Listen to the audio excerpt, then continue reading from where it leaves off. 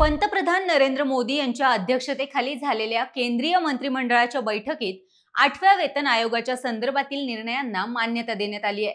त्यामुळेच हा आयोग लागू झाल्यानंतर केंद्रीय कर्मचाऱ्यांच्या वेतनात आता घसघशीत अशी वाढ होणार आहे। हा 8वा वेतन आयोग लागू झाल्यास याचा फायदा सुमारे 50 लाख केंद्रीय कर्मचारी आणि तब्बल 59 लाख पेन्शनधारकांना होईल असा अंदाज वर्तवला जातोय। नमस्कार प्रेक्षक हो, मी रेश्मा आणि तुम्ही पाहताय जनता आवाज डिजिटल। तर विषय असा आहे की पंतप्रधान नरेंद्र मोदी यांच्या अध्यक्षतेखाली झालेल्या केंद्रीय मंत्रिमंडळाने 8व्या केंद्रीय वेतन आयोगाच्या अटींना मंजुरी दिली आहे, ज्यामुळे सरकारी कर्मचाऱ्यांचे अच्छे दिन येणार असं दिसतंय। याच 8व्या वेतन आयोगानुसार 1.18 कोटी कर्मचारी आणि निवृत्ती वेतनधारकांच्या पगारात आता सुधारणा होईल। 1 जानेवारी 2026 पासून हा बदल लागू होण्याची शक्यता आहे। चला तर मग पाहूयात की 8व्या वेतन आयोगानुसार नेमका पगार किती वाढू शकतो। तर सध्या जे अंदाज आहेत त्यानुसार वेतन ठरवण्यासाठी वापरला जाणारा फिटमेंट फॅक्टर हा 1.83 ते 2.46 दरम्यान असू शकेल। आता तुम्हाला प्रश्न पडला असेल की हा फिटमेंट फॅक्टर म्हणजे नक्की काय? फिटमेंट फॅक्टर हा एक आकडा आहे जो महागाई आणि राहणीमानाच्या खर्चावर ठरवला जातो। कर्मचाऱ्यांचा मूळ पगार आणि पेन्शनधारकांची मूळ पेन्शन निश्चित करण्यासाठीचा हा एक आधार आहे। फिटमेंट फॅक्टरला सध्याच्या मूळ पगाराने गुणाकार करून आपण 8व्या वेतन आयोगांतर्गत मूळ पगाराची गणना करू शकतो। आता उदाहरण द्यायचं म्हटलं तर एखाद्या कर्मचाऱ्याचे सध्याचे मूळ वेतन 25,000 रुपये आणि फिटमेंट फॅक्टर 2.46 लागू झाला तर अंदाजानुसार मूळ वेतन सुमारे 61,500 रुपयांपर्यंत पोहोचू शकते।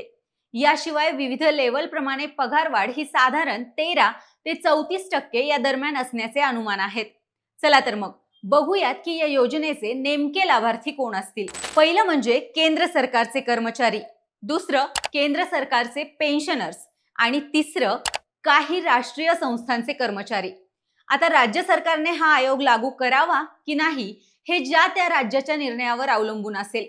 या निर्णयासोबतच आणखी काही बदलही घडणार आहेत। चला त्याच्यावर एक नजर टाकूयात। पहिलं म्हणजे महागाई भत्ता सुधारणार। महागाई भत्ता आणि महागाई राहत संदर्भात काही बदलांचा प्रस्ताव आहे। उदाहरणार्थ 8व्या वेतन आयोग लागू झाल्यावर महागाई भत्त्याचा बेस इयर बदलू शकतो अशी चर्चा आहे। दुसरं म्हणजे HRA म्हणजेच घर भाडे भत्त्यात वाढ। HRA रक्कम वाढेल कारण HRA हे बेसिक पगाराच्या टक्केवारीप्रमाणे दिले जाते आणि नवीन आयोगात बेसिक पगार मोठ्या प्रमाणात वाढण्याची शक्यता आहे। हेच काही मुद्दे अहवालात महत्त्वाचे ठरतील।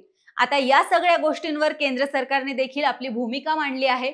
सरकारचे म्हणणे असे आहे की कर्मचाऱ्यांचा पगार वाढवताना आर्थिक भार आणि महागाईचा दर यांचा बारकाईने विचार केला जाईल। म्हणूनच अंतिम आकडे अद्याप स्पष्ट झालेले नाहीत।